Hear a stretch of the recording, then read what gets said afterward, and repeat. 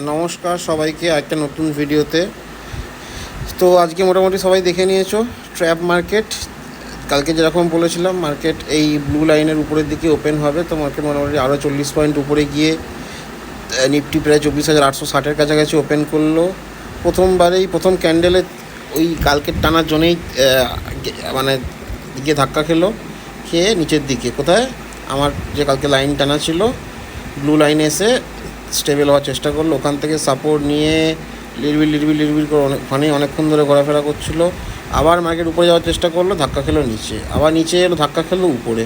এই পার্টিকুলার রেঞ্জটা আমি তাও একটা বড়ো রেঞ্জ দিয়েছিলাম নিচের দিকে, অত অবধি তো ছেড়েই দাও। আমার যে ব্লু লাইন টানা ছিল ওর মধ্যেই মার্কেট কিন্তু সারাদিন ধরে ঘোরাফেরা করে কাটিয়ে দিল, এবং যত রিটেলার ছিল তাদের উপরে যাওয়ার হিসাবে উপরের এসএল হান্ট করলো, নিচে গেলে নিচের এসএল হান্ট করলো। যখনই এখানে এলো মার্কেট ভাবলো নিচের দিকে যাবে, তাদের এসএলগুলো সব হান্ট করলো করে উপরের দিকে চলে গেল।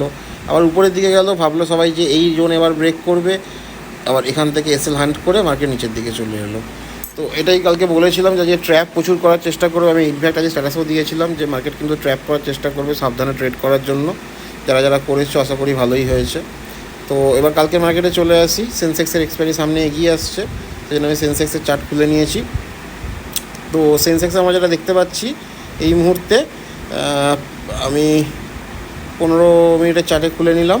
এখানে আমরা যেটা দেখতে পাচ্ছি এই যে দেখো, আজকে কিন্তু মার্কেট এই 20 ডেজ ইএমের উপর সাপোর্ট নিয়েছে, ঠিক আছে, যেটা হচ্ছে 81,100তে মার্কেট যদি কালকে একটু উপরের দিকে খোলার চান্স রয়েছে।